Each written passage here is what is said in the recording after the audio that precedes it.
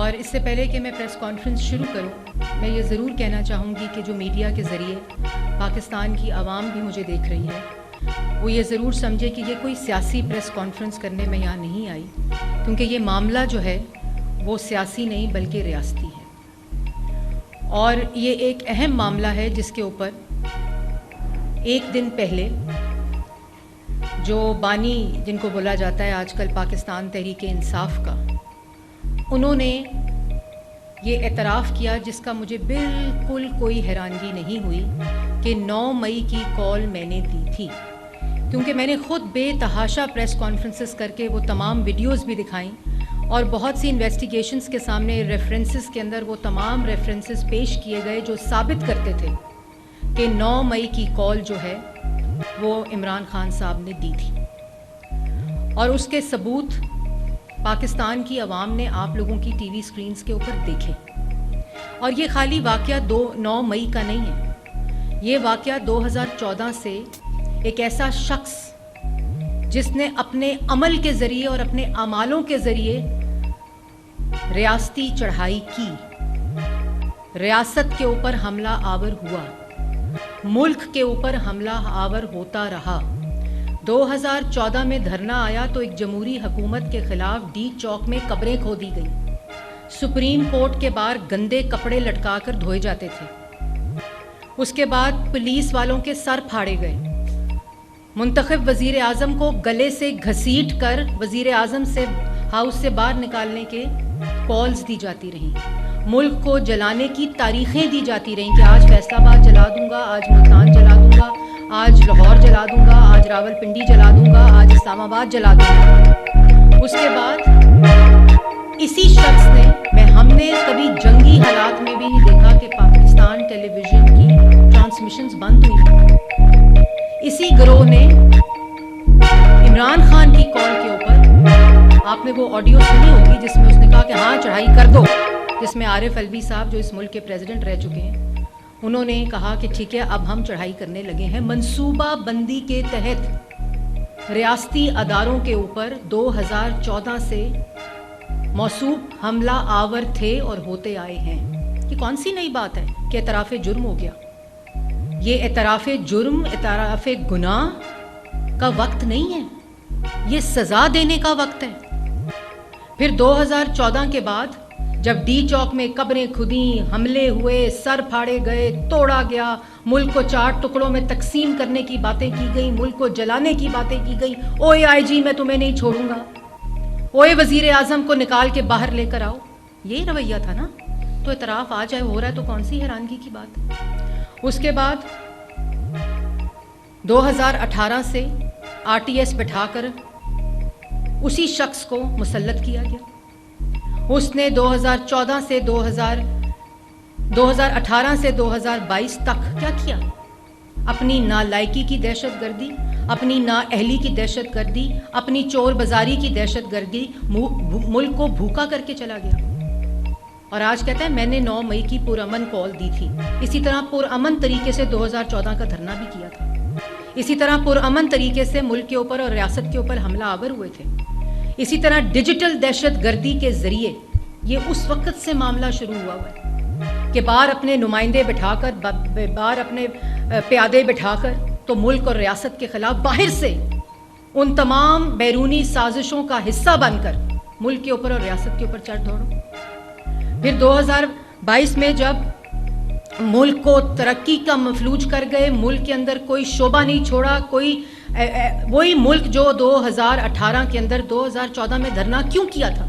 کیونکہ ملک سٹیبل ہو رہا تھا، چائنیز پریزیڈنٹ آ رہا تھا، ملک کے اندر سی پیک آ رہا تھا، دہشت گردی ختم ہو رہی تھی، بجلی کے منصوبے بن رہے تھے، مہنگائی 3% کے اوپر تھی، بھوکا کر کے چلا گیا ملک کو، ترقی 6.1% کے اوپر تھی، ملک کو ڈیفالٹ کر کے چلا گیا۔ جب ووٹ آف نو کانفیڈنس کے ذریعے باہر نکالا گیا تو کاغذ لہرایا کہ میرے خلاف US نے سازش کر دی ہے، کاغذ لہرا کے کیا کہ کہا گیا کہ میری تو اتنی کامیاب حکومت تھی، کامیاب حکومت منفی 0.2 کے اوپر ترقی کرتا ہوا ملک تھا، مہنگائی کا رونا رو رہی تھی عوام، انگوٹھے پہ لائنیں لگا کر 1 کلو چینی عورتیں اپنا شناختی کارڈ دکھا کے قطاروں میں لیتی تھیں، ہم بھولے تو نہیں ہیں، عوام بھولی تو نہیں ہے۔ بجلی کے بل جن کا آج رونا روتے ہیں, جس پہ لیکچر دیتے ہیں, یہ ان کی مہنگی کی ہوئی بجلی ہے. اور اسی وقت دھرنا کیا, یہ پیٹرن ہے. پھر 2021-22 میں جب شہباز شریف صاحب کی حکومت آئی, ملک کو ڈیفالٹ کر کے چلا گیا. IMF نے جس وقت دوبارہ سے ریوائیو ہوا اس کا معاہدہ, تو خط لکھے کہ نہ دینا ان کو, ریوائیو نہ کرنا پروگرام, ملک ڈیفالٹ ہی ٹھیک ہے. یہ پورا پیٹرن ہے. اور اسی وقت میں 14 مارچ اور 18 مارچ کا واقعہ ہوتا ہے. 14 مارچ کو کیا ہوا, جب گئے موصوف ادھر زمان پاک کے اندر, جب پولیس والے کیا کرتے تھے, وارنٹ لے کر جاتے تھے پولیس والے گرفتار کرنے کے لیے, جہاں دہشت گردی کا اڈا بنا ہوا تھا, پیٹرول بمس کی تربیت ہوتی تھی. وہاں جب پولیس وارنٹ لے کر جاتی تھی تو ہاتھ اوپر کر کے جاتی تھی, کیونکہ وہاں سرکار بیٹھے ہوئے تھے, ماسٹر مائنڈ بیٹھے ہوئے تھے, منصوبہ ساز بیٹھے ہوئے تھے, جنہوں نے تربیت دے رہے تھے عورتوں اور بچوں اور لڑکوں کو کیسے پیٹرول بم بنتا ہے, کیسے ریاست کے خلاف اٹیک ہوتا ہے. وہاں منصوبہ بندی ہو رہی تھی زوم میٹنگز کے ذریعے, جس کا اعتراف کیا موصوف نے پرسوں عدالت کے اندر. 14 مارچ کو جب زمان پارک میں کیا ہوا تھا, آپ لوگوں نے نہیں دیکھا تھا؟ ہم لوگوں نے ویڈیوز دکھائی تھیں آپ کو, جو ان کے کارنامے اور اعمال تھے. رینجرز کی گاڑیاں جلائیں, ایمبولینسز کی گاڑیاں جلائی, پیٹرول بم اور گلیلوں سے پتھر مارے. جو باہر پولیس فورس تھی امن قائم کرنے کے لیے, لا اینڈ آرڈر قائم کرنے کے لیے, وہاں یہ اندر بیٹھے دہشت گرد جو منصوبہ سازی کر رہے تھے, انہوں نے لوگوں کے سر پھاڑے. یہ منصوبہ بندی ہو رہی تھی پرامن احتجاج کی. اس کے بعد 18 مارچ کو جب عدالت گئے تو لشکر لے کر گئے. واحد عدالتی حکم نامہ ہے حاضری کا, جو کہا میں اندر نہیں جاؤں گا, گاڑی کے اندر میری حاضری لگائیں.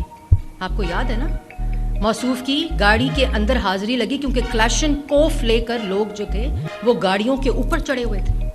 اس کا اعتراف کیا موصوف نے ایک دن پہلے, جو عوام جانتی ہے, آپ لوگ جانتے ہیں, آپ لوگوں کو کیمراز نے وہ منظر دکھائے عوام کو. اور جب 14 مارچ ہوئی, اس کے بعد جب 18 مارچ ہوئی, 18 مارچ کے بعد جب سمجھ آ گئی کہ اب کچھ نہیں ہو رہا, تو کہا گیا مجھے کسی نے ہاتھ لگایا تو کیا ہوگا, سخت ری ایکشن آئے گا. اسی موصوف نے کہا تھا خدا نخواستہ ملک کے 3 ٹکڑے ہوں گے, اس ملک کی فوج تباہ ہوگی, خدا نخواستہ. یہ بات اسی شخص کے منہ سے نکلی ہوئی ہے. اگر مجھے کمانڈوز نے پکڑا تو میں چھوڑوں گا نہیں, سخت ری ایکشن آئے گا. یہ منصوبہ بندی ہو رہی تھی اس پر امن احتجاج کی زمان پاک کے اندر. اور اسی وقت 9 مئی کا مجرم جب اعتراف گناہ کرتا ہے, اس میں اسلام آباد ہائی کورٹ کے باہر جب جاتے ہیں موصوف, تو گاڑی میں بیٹھ کر کہتے ہیں کہ مجھے کسی نے ہاتھ لگایا تو میں چھوڑوں گا نہیں, اور سخت ری ایکشن آئے گا. اور عوام سخت ری ایکشن دکھائے گی. جن عوام کو آپ نے, جن لوگوں کو, جس ٹولے کو منصوبہ بندی اور ان کی ذہن سازی کر کے آپ نے زومبیز بنایا ہوا ہے, آپ نے ان کو استعمال کیا. یہ وہ بہروپیہ ہے. یہ بار بار میں کہہ رہی ہوں کہ میں کوئی سیاسی سٹیٹمنٹ نہیں دے رہی, یہ پورے وہ تاریخ کے واقعات ہیں جو آج درج ہیں تاریخ کے اندر. یہ وہ پیٹرن ہے ایک شخص کا جو ریاست پر مسلسل حملہ آور ہے, ملک کے اوپر مسلسل حملہ آور ہے. یہ ایک بہروپیہ, ایک گروہ ہے. اور انہوں نے ایک لبادہ اوڑا ہوا ہے سیاسی جماعت کا. انہوں نے سیاست کے نام کو گندا کیا ہے. انہوں نے سیاسی جماعتوں کی جو ساکھ ہوتی ہے اس کو پلوٹ کیا ہے. اس نے استعمال کیا ہے سیاسی جماعت کے لبادے کو ملک اور ریاست پہ حملہ کرنے کے لیے. یہ شخص کوئی, آپ لوگ بیٹھے ہیں نا یہاں, آپ لوگوں میں سے کوئی شخص اٹھے اور جائے موٹر وے پہ, کسی کی گاڑی روکے, اس گاڑی پہ ڈنڈے مارے, اس کے ڈرائیور کو نکال کر اس کا سر پھاڑے, اس کی کیا سزا ہے؟ اس کی کیا سزا ملے گی آپ کو؟ یا میں اگر یہ کام کروں, مجھے کیا, ہم نے 200 پیشیاں بھگتی کیونکہ کوئی غلط کام نہیں کیا ہوا تھا, پتہ تھا کہ انصاف ملے گا. ہم نے کون سی تنصیبات جلائیں, کون سے خدا نخواستہ شودا کے مجسمے جلائے, کن پولیس والوں کے سر پھاڑے, نیب کی عدالت کے باہر پتھراؤ ہوا, گاڑی پہ بلٹس لگی. مطلب یہ ایک سیاسی جماعت. آپ لوگوں نے سیاسی جماعت کی ڈیفینیشن پڑھی ہوگی نا. ایک جمہوری سیاسی جماعت اور ایک دہشت گرد جماعت کی ڈیفینیشن میں واضح فرق ہے. آپ دیکھیں کہ اس جماعت کا, مجھے دکھ ہوتا ہے کہ میں کہتی ہوں کہ سیاسی جماعت کا, میں نہیں چاہتی کہ کوئی سیاسی جماعت جو ہے, ہم نہیں چاہتے کہ اس کے اوپر پابندی لگے, لیکن آپ اس ڈیفینیشن میں اگر ٹک باکس کریں تو آپ کو سمجھ آ جائے گی یہ کون سی جماعت ہے. یہاں بیٹھ کر رونے لگ جاتے ہیں. باہر بھوک ہڑتال کر رہے ہیں کہ اس کو باہر نکالو جو ملک کو بھوکا کر کے چلا گیا. اور جو اعتراف جرم کر رہا ہے, پرامن احتجاج کی کال دی تھی اور کہا تھا پرامن طریقے سے کرنل شیر خان کا مجسمہ جلا دو اور توڑ دو اور اس کو نیچے پھینک کے ٹھڈے مارو. پرامن طریقے سے کہا تھا کہ جو ایم عالم کا جہاز ہے اس کو جلا دو. پرامن طریقے سے کہا تھا کہ جو GHQ ہے اس کے اوپر حملہ کر دو, ایئر بیسس پہ حملہ کر دو. یہ پرامن طریقے سے کہا تھا. اور پرامن طریقے سے ملک کے اوپر حملے ہوتے ہیں.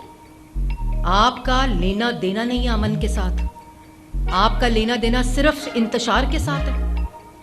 اور اس کے بعد کہتے ہیں جی رائٹ ٹو پروٹیکٹ ہے ہمارا رائٹ ہے پروٹیکٹ.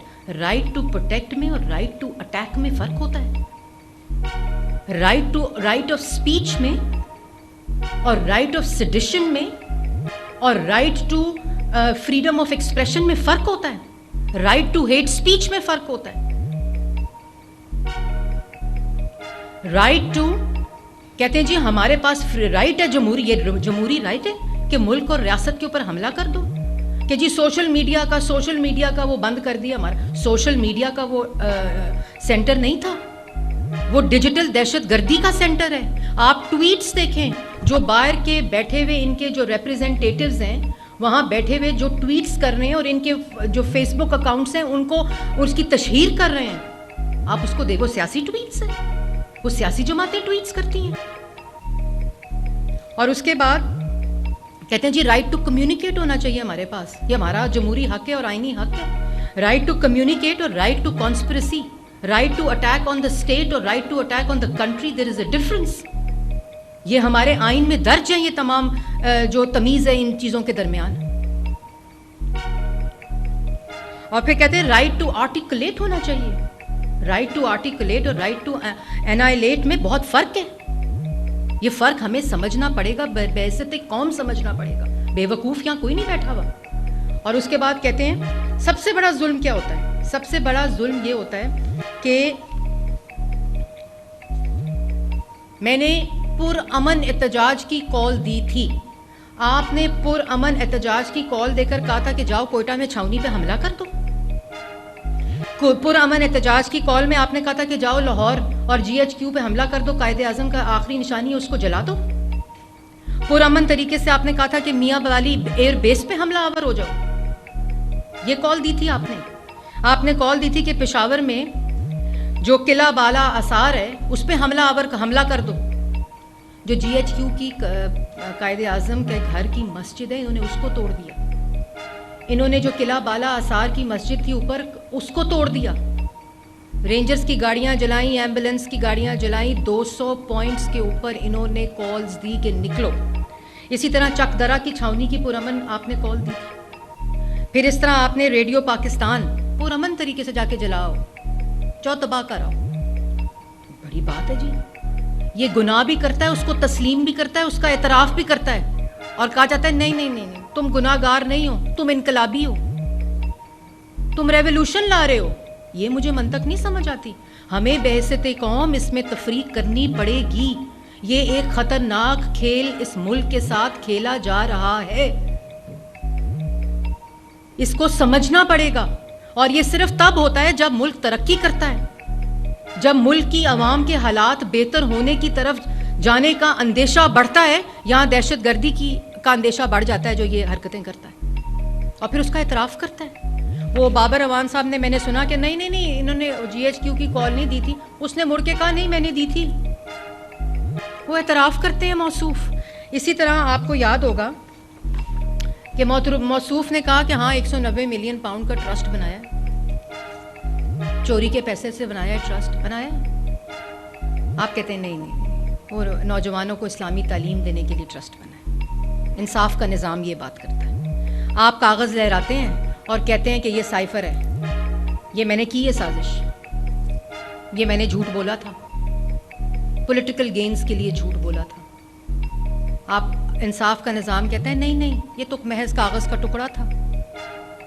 پھر کہا جاتا ہے کہ توشہ خانہ, ہاں میں نے چوری کی تھی, میری گھڑی میری مرضی.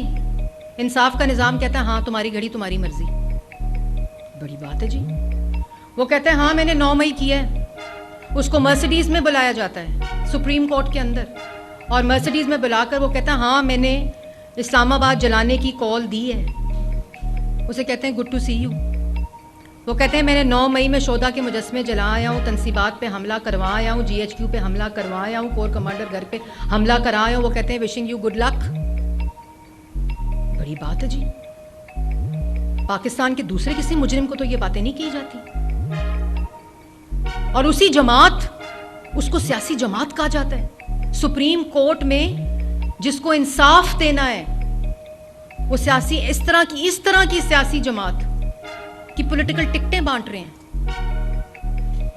Wishing you good luck, good to see you, جو اعتراف کر رہے ہیں ہاں میں نے کال دی تھی. بہت بڑی بات ہے جی. پھر کہا جاتا ہے نہیں, جو ڈیجیٹل دہشت گردی ہمارے اوپر ہو رہی ہے, ڈیجیٹل دہشت گردی ہمارے اوپر ہو رہی ہے. میں یہ سمجھتی ہوں کہ جس بھی سوشل میڈیا اکاؤنٹ, میں نے اس کی جنگ لڑی ہے, کوئی مجھے لیکچر نہیں دے سکتا. جب میں فیک نیوز کے اوپر قانون بنا رہی تھی تو میں نے صحافیوں کے ساتھ بیٹھ کر یہ قانون بنایا تھا کہ کسی کی ناجائز اس کے اوپر حق تلفی نہ ہو جائے. ایک ورڈ کو ہم نے دیکھا تھا, لیکن آپ ایک لشکر کشی کر دیں اور وہ تمام چیزیں سیاست کے لبادے میں بیٹھ کر اب ریاست اور ملک کے اوپر حملہ آور ہو جائیں, وہ سوشل میڈیا اور ڈیجیٹل ریولوشن نہیں ہوتی. فیک نیوز سے آپ بار بیٹھا کر اپنے نمائندوں کو ملک کے اوپر حملہ آور ہو جائیں. یہ جو آپ ویڈیوز دیکھ رہے ہیں یہ پرامن احتجاج کی کالز ہیں, اور کہتے ہیں میرے ورکر نے کی تھی, یہ سب کچھ میرے ورکر نے کیا تھا. آپ نے 200 جگہوں اور ان تمام تنصیبات پہ لوگوں کو پلاٹ کیا, ان کو پوزیشن کیا, ان کو اٹیک کرنے کا آرڈر دیا, جس کا اعتراف آپ نے پرسوں کیا. یہ پرامن ہو رہا ہے, یہ پرامن گھر توڑے جا رہے ہیں ڈنڈوں کے ساتھ, گلیلوں کے ساتھ, پیٹرول بمس کے ساتھ. یہ سیاسی جماعتیں دیتی ہیں, یہ سیاسی ورکر کرتے ہیں. آپ کے مین سٹالوارٹس جن کو آپ کہتے ہیں, آپ نے ان کے ذریعے یہ پلاننگ کی, منصوبہ بندی کی, اٹیک کیا. کیا یاسمین راشد صاحبہ, میں ان کی عزت کرتی ہوں, کیا یاسمین راشد صاحبہ کا کلون وہاں موجود تھا جو کہہ رہا ہے وہ لوگوں کو روک رہے ہیں, وہ کہہ رہے ہیں نکلو باہر. آپ نے ویڈیوز دیکھی ہیں. یہ کس قسم کا مذاق ہے. لیکن اتنی سستی اس کو سزا دینے میں. وہ ہر روز کھڑا ہو کے عدالت کے سامنے اعتراف کرتا رہا ہے, وہ اعتراف جرم کرتا رہا ہے مسلسل, اور کہا جاتا ہے انقلابی ہے. کس چیز کا انقلاب؟ کیا ریاست پر حملہ کرنا, ملک پر حملہ آور ہونا, شہداء کی تنصیبات اور شہداء کے مجسمے جلانا, ریاستی تنصیبات پر حملہ کرنا انقلابی پن ہے؟ یہ دہشت گردی ہے. یہ وہ دہشت گرد جماعتیں نہیں کر سکی پاکستان کے اندر جو انہوں نے کی ہے. اور ذرا بات کرو تو کہتے ہیں کہ نہیں سیاسی جماعت کو بین نہیں کرنا چاہیے. میں بھی سمجھتی ہوں سیاسی جماعت کو بین نہیں کرنا چاہیے, لیکن ہمارے آئین میں, ہمارے قانون میں ایک سیاسی جماعت اور ایک دہشت گرد جماعت کے اندر تفریق ہے. اس تفریق کو ہم سب کو سمجھنا پڑے گا. Freedom of expression, freedom to speech اور فریڈم فار سیڈیشن اور ہیٹ اسپیچ میں فرق کو سمجھنا پڑے گا. Freedom to attack the state and freedom to protect the state کو سمجھنا پڑے گا. یہ مذاق نہیں ہے, اس پہ کوئی سیاست نہیں ہو سکتی. ایک بہروپیہ اٹھے, فورن ایجنٹ, فورن فنڈڈ, اسٹیبلشڈ فورن فنڈڈ ان الیکشن کمیشن, ایک گروہ, وہ اٹھے اور وہ یہ کرنا شروع کر دے اور آ کے ایک مذاق اڑائے قانون کا, آئین کا, اور کہے کہ ہاں میں نے کیا تھا, اور آپ کہیں کہ انقلابی ہے. وہ آپ کو یاد ہوگا اسلام آباد گئے, موصوف اسلام آباد گئے, وہ ویڈیو آپ نے دیکھی ہے. تو انہوں نے کہا کہ ہم نے, کورٹ نے آرڈر دیا کہ ہم نے ان کو جلسہ کرنے کی اجازت دی I-8 کے لان میں. یہ اپنا کنٹینر لا کے ڈی چوک کی طرف لاتے رہے. انہوں نے پیٹرو بس اسٹیشن جلائی, انہوں نے گرین بیلٹس جلائے, انہوں نے اسلام آباد کو آگ لگائی. اگلے دن کورٹ میں کیا ہوا؟ اگلے دن کورٹ میں ہوا کہ وہ عمران خان صاحب کہہ رہے ہیں تقریر میں کنٹینر کے اوپر, جب وہ کنٹینر کو ڈی چوک کی طرف لے کر جا رہے تھے اور انہوں نے I-8 میں اپنا کنٹینر نہیں روکا, تو موصوف اگلے دن کورٹ گئے, اور کورٹ میں جا کر انہوں نے, جب وہاں کنٹینر پہ تھے تقریر کرے, تو انہوں نے کہا کورٹ نے آرڈر کر دیا ہے تو کہتا ہے ہاں مجھے میسج مل گیا, کورٹ نے آرڈر کیا کنٹینر آگے کی طرف لے کر جائیں. اگلے دن جب کورٹ میں گیا کیس تو وہاں کیا کہا گیا, کہا کہ عمران خان صاحب کو میسج نہیں ملا ہوگا, اور کہا گیا کیا کہا گیا کہ گرمی کی وجہ سے گرین بیلٹس جل گئی. کیا بات ہے, ایک بندہ جلا رہا ہے, ایک بندہ توڑ رہا ہے, ایک بندہ سازش کر رہا ہے, اس کا اعتراف کر رہا ہے, اسکرینز پہ لوگ دیکھ رہے ہیں, وہ کہہ رہے ہیں نہیں میٹرو اور گرین بیلٹ گرمی کی وجہ سے جل گئی ہوگی. وہ کہتا ہے اوے زیبا جج میں تمہیں چھوڑوں گا نہیں اگر کوئی فیصلہ دیا تو.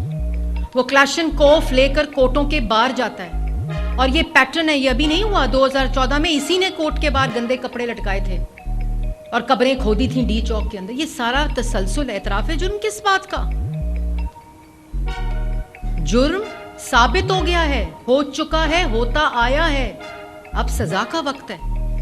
اور میں یہ سمجھتی ہوں کہ ہمارے آئین کو, ہمارے قانون کو, ہمارے قانون نافذ کرنے والے اداروں کو, ہماری اعلیٰ عدلیہ سے میں بڑی ادب سے یہ گزارش کرتی ہوں کہ آج آپ کو مجرم کو سزا دینی پڑے گی, ورنہ آپ کو, اگر آپ نہیں دیں گے تو آپ کو کل کو تمام دہشت گرد جماعتوں کو, سیاسی جماعتوں کا سرٹیفکیٹ دینا پڑے گا.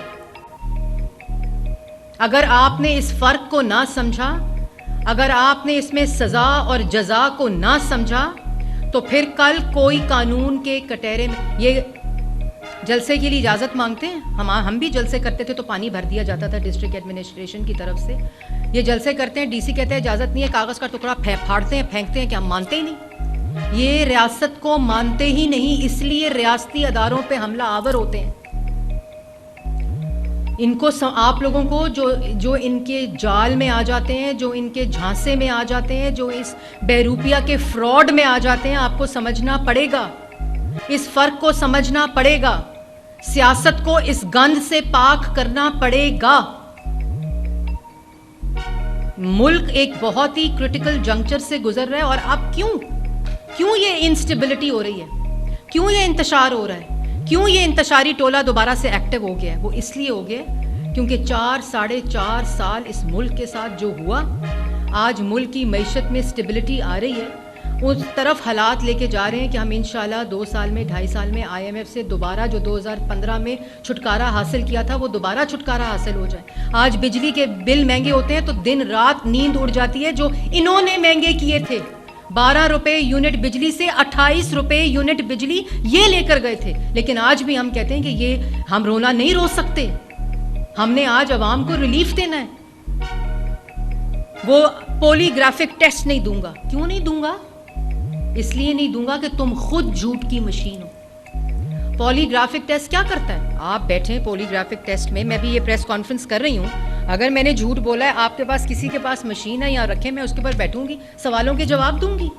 پولی گرافک مشین ایک ٹیسٹ کی مشین ہوتی ہے, جو آپ بات کہتے ہیں وہ اس میں ٹیسٹ ہوتی ہے فورینزک طریقے سے, AI طریقے سے, کہ آپ سچ بول رہے ہیں کہ آپ جھوٹ بول رہے ہیں. میں CM پنجاب کے ساتھ جو شہباز شریف صاحب نے فورینزک لیب بنائی, میں وہاں گئی, اور وہاں وہ پورا انہوں نے ہمیں مشین کا ڈیمو دیا کہ جب کوئی مجرم یہاں آتا ہے اور اس کا یہ پولی گرافک ٹیسٹ ہوتا ہے تو وہ کس طرح ہوتا ہے.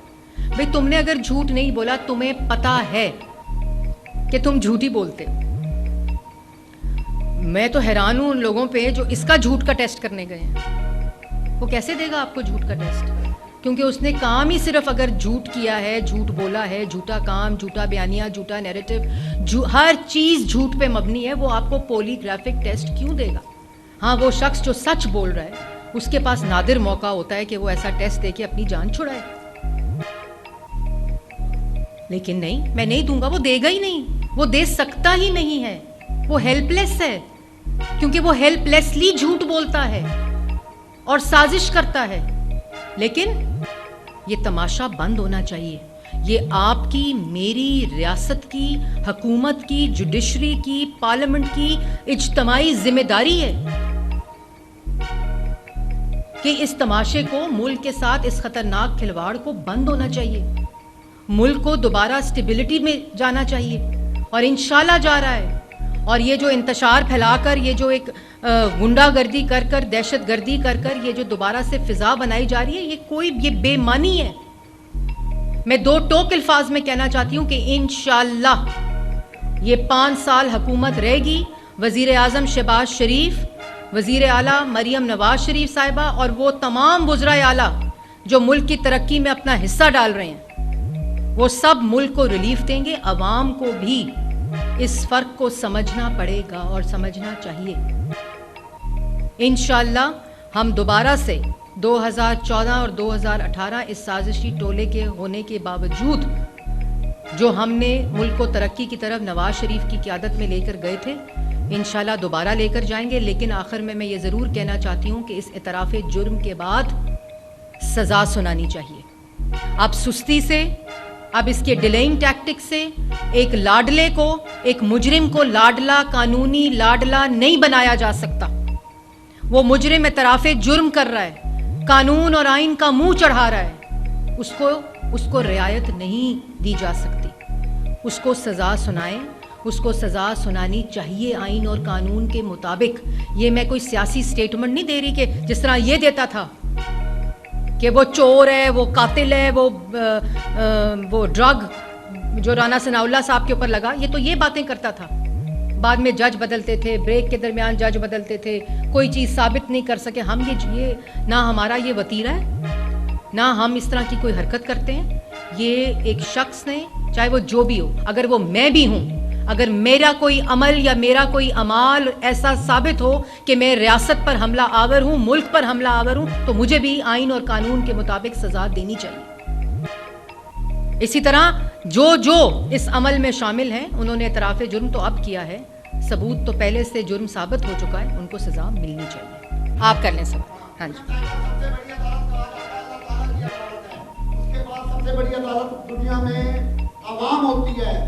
8 فروری کو مسلم لیگ نون یہ بیانیہ لے کر نکلی تھی کہ یہ انتخابات 9 مئی اور 28 مئی والوں کے درمیان ہیں. اگر عوام نے فیصلہ 9 مئی کے حق میں کیا, کیا آپ بیانیہ صحیح نہیں پیش کر سکی عوام کے سامنے, یا عوام بے وقوف تھی؟ آپ اور میں پرسنل اسکور بعد میں سیٹل کر لیتے, بڑی امپورٹنٹ پریس ٹاک تھی, آپ کر لیتے جواب. جی آپ ایک منٹ ادھر سے لے لیں, پھر میں وہاں.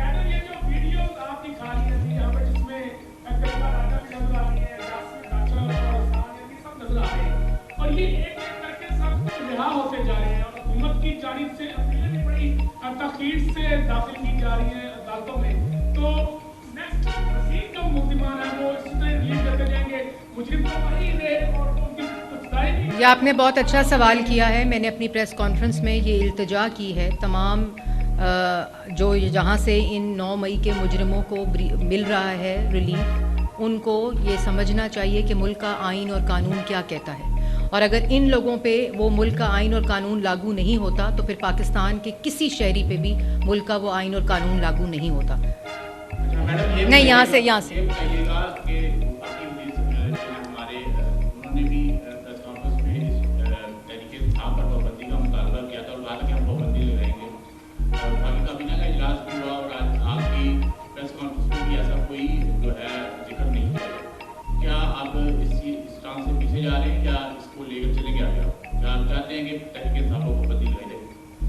دیکھیں, بات یہ ہے کہ وفاقی جو حکومت ہے اس کی پالیسی سٹیٹمنٹ عطا طاہر صاحب نے دی ہے.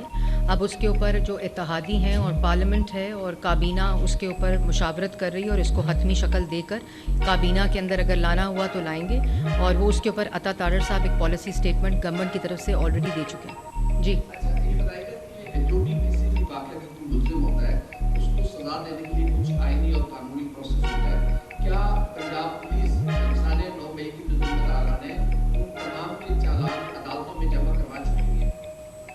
دیکھیں, سارے ریفرنسز جمع ہو چکے ہیں اور اسی کے اوپر یہ ساری انویسٹیگیشنز بھی ہو رہی ہیں. بلکہ ریفرنسز صرف اس معاملے پہ نہیں, 14 مارچ 18 مارچ اس معاملے پہ بھی ریفرنسز جو ہیں وہ جمع ہو چکے ہیں, اور اسی کے اوپر یہ انویسٹیگیشن ہے جس پہ موصوف انویسٹیگیشن کے لیے تیار نہیں ہے. اور انویسٹیگیشن کے بغیر ہی اللہ کا شکر ہے انہوں نے احساس کیا اور انہوں نے اعتراف جرم کر لیا ہے. وہاں سے لے لوں 1 منٹ. جی فرحان.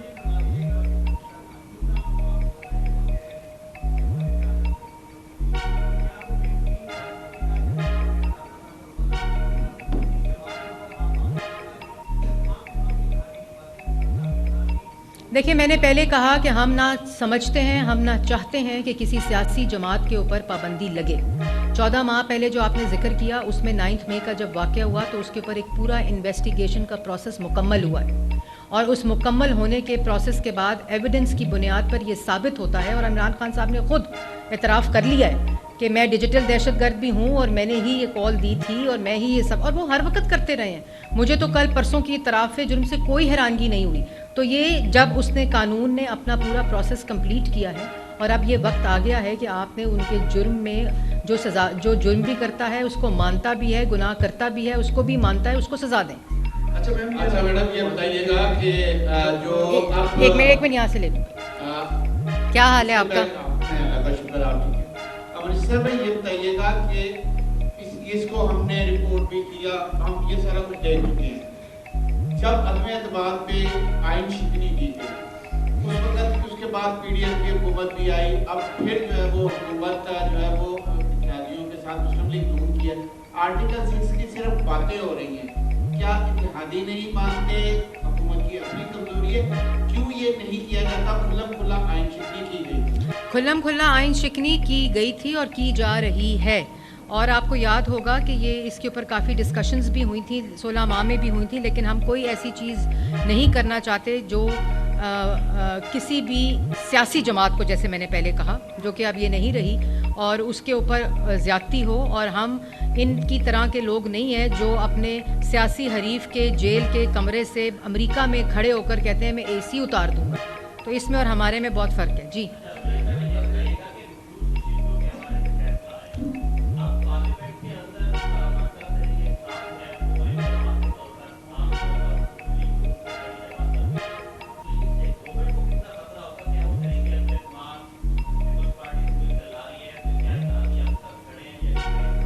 کس چیز کا تحریک عدم اعتماد؟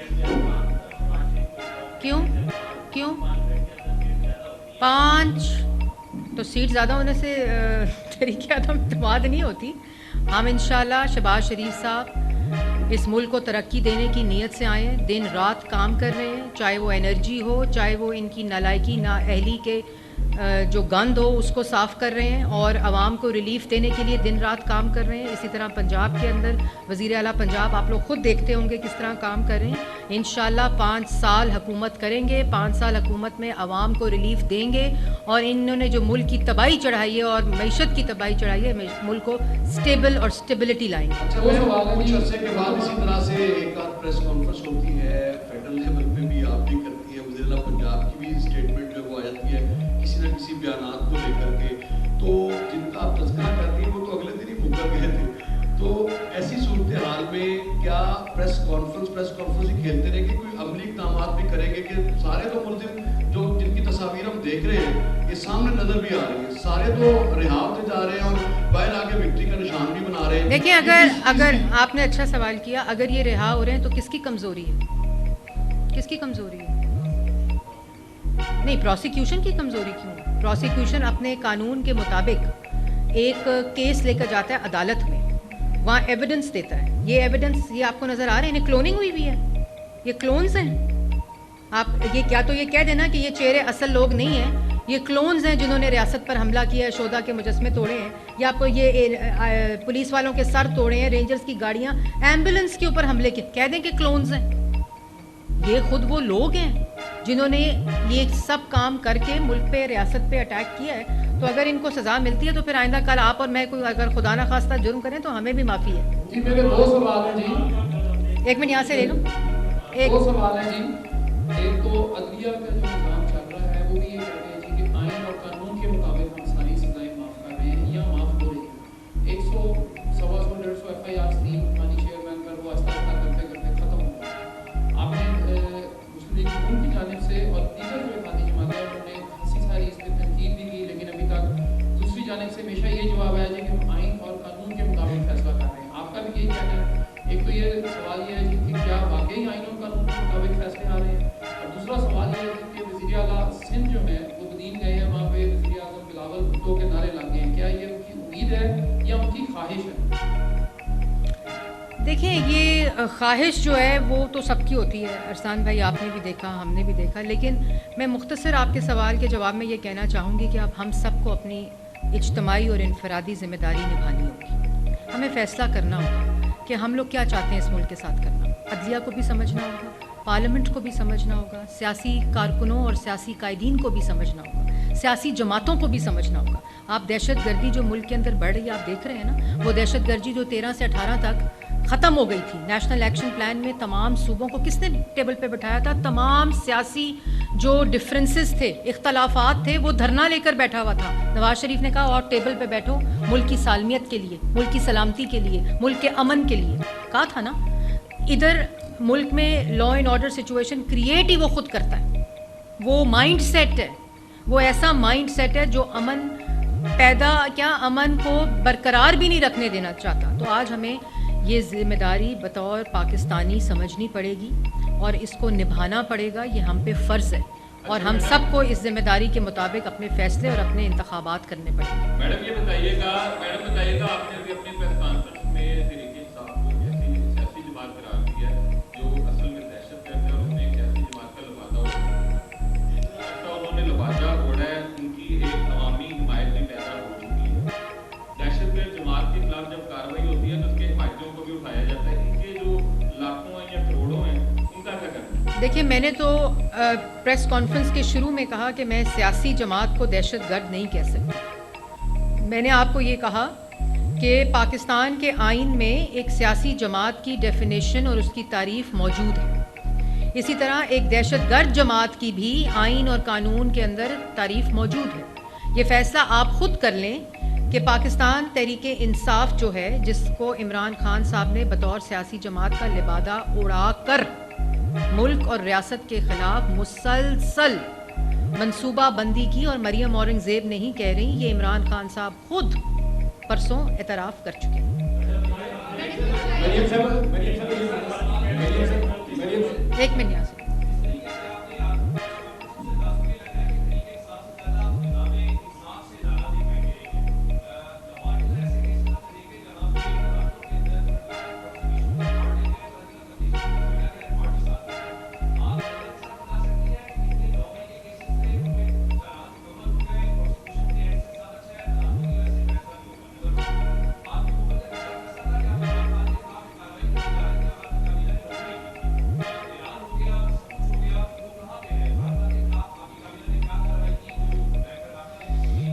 دیکھیں جہاں تک آپ نے ڈیٹا مانگا ہے تو میں ضرور آپ کو یہ ڈیٹا دے دوں گی، لیکن جو ہمیں اپڈیٹ آتی ہے، ہم کوئی پنجاب گورنمنٹ میں بیٹھ کر عمران خان کی پروسیکیوشن کی لسٹیں نہیں بناتے جو عمران خان صاحب شہزاد اکبر صاحب کے ذریعے کرایا کرتے تھے.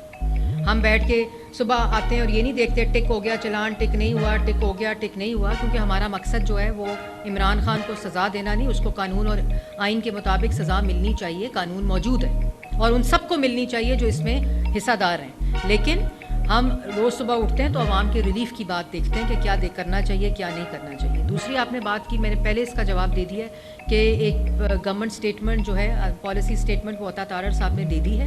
اس کے بعد اتحادیوں کی مشاورت اور پارلیمنٹ کی مشاورت جاری ہے. جیسے کوئی فیصلہ ہوگا اس کو اناؤنس کیا جائے گا.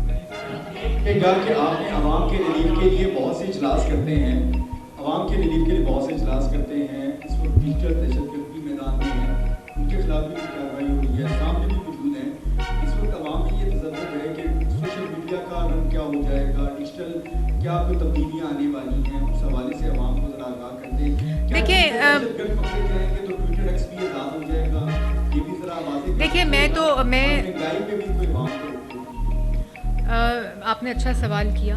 دیکھیں جب قوانین اپنی شکل اختیار کرتے ہیں تو وہ ملک کے حالات ایوالو جیسے اور قانون سازی اس کے مطابق ہوتی ہے. یہ دنیا کے ہر ملک میں ہوتا ہے.